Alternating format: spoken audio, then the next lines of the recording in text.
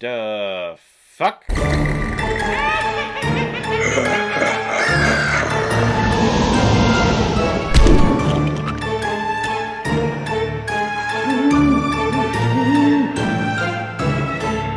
Rocky Horror Picture Show, released in 1975 and is directed by Jim Sharman, who has also directed such pictures like Shirley Thompson vs. the Aliens, Summer of Secrets, and Shock Treatment.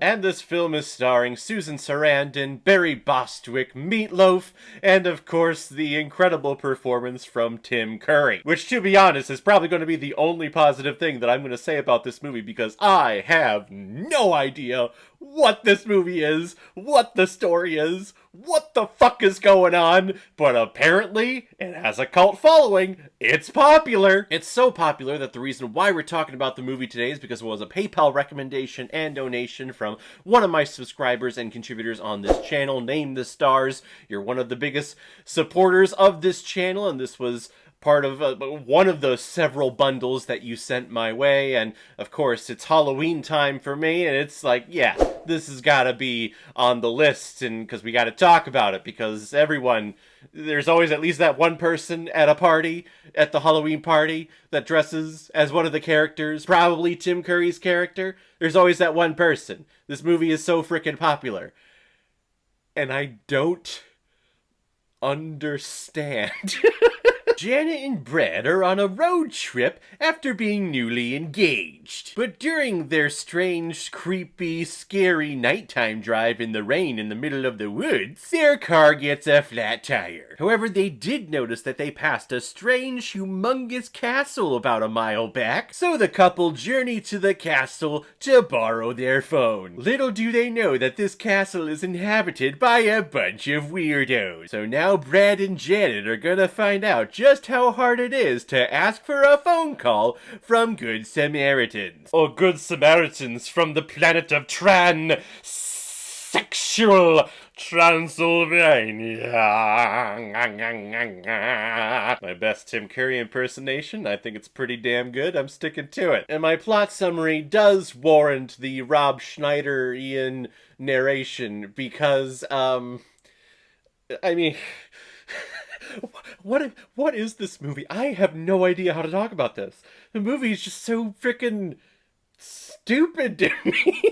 They come into the castle, all they want is a phone to make a phone call to AAA or someone to come out and get their car, but then everyone there is like really into really poorly choreographed dance moves and time warps and scientific experiments.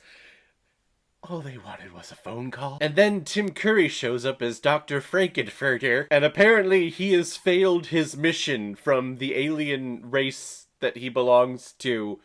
I don't think we ever found out what the mission is, or at least I didn't understand what it was, but I know that he didn't do it, so therefore he's sent back or something. I have my master's in theater. I know a thing or two about theater and the arts, and really what should be produced on stage and what should be adapted for the big screen. In my opinion, this movie should not have been adapted for the big screen. This movie has a type of life about it where I can see people having a great time in the audience, because when you're at a live production, you establish that connection as yourself as the audience member with the live performer, and your reactions feed off of them, which boosts their performance in some way, shape, or form, which again infects you again. So there's this circuit that is created and relationship created between actor on stage and audience member.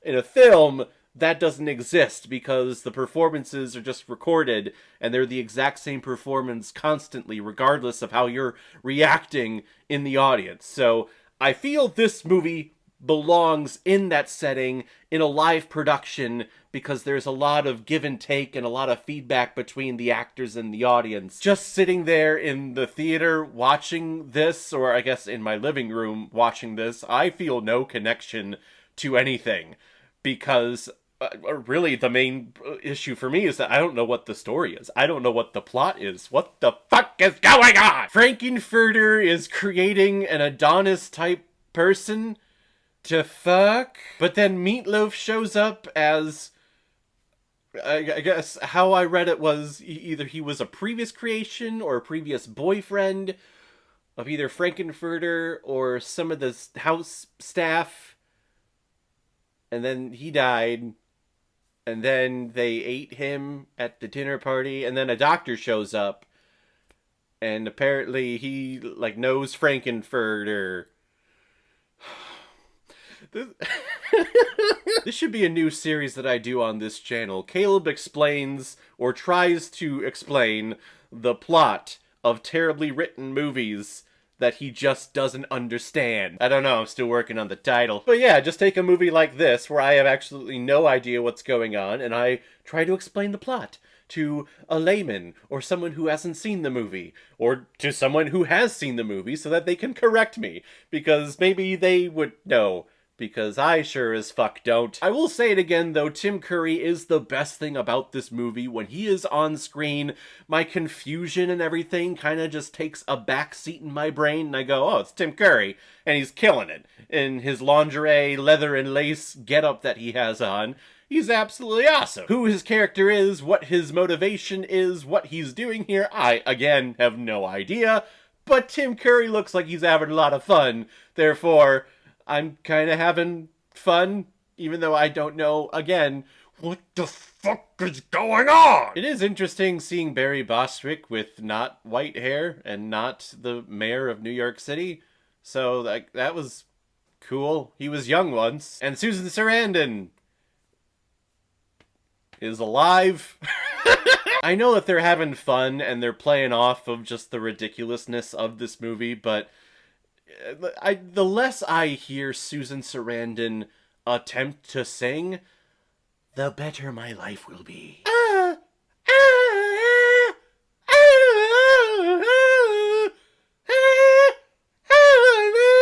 That's Susan Sarandon to me, singing.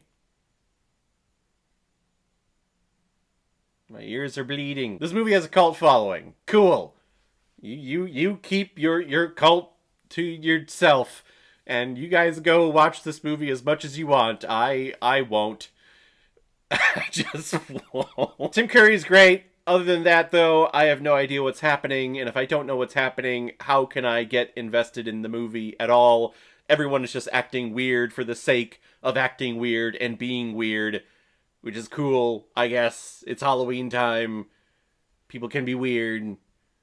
So, I can't wait for the comments on this video. They're like, this guy's just a freaking idiot. He's not reviewing the movie at all because he didn't get it at all. Well, how can I fucking review this movie if I don't understand what the fuck happened in the thing? All I can talk about is what I understand, and I understood nothing. So therefore, that's my review. I understand nothing! I'm gonna give the Rocky Horror Picture Show 1 out of 5 Blu-rays. What? No! Alright everyone, now comes my favorite part of my videos where I pick which movie I'm going to be watching next, and we have another recommendation from Name the Stars again, another horror picture that she recommended a while ago actually, but because it's October, now I fit it on the schedule for this. This one is called One Cut of the Dead. Looks like a Japanese horror zombie movie, which I'm sure will be a lot of fun. Hopefully I understand what's going on in that movie. As I clearly stated in this review, I had no idea what this movie was all about. So guys, have you seen the Rocky Horror Picture Show? What did you think about it? Which do you prefer? Do you prefer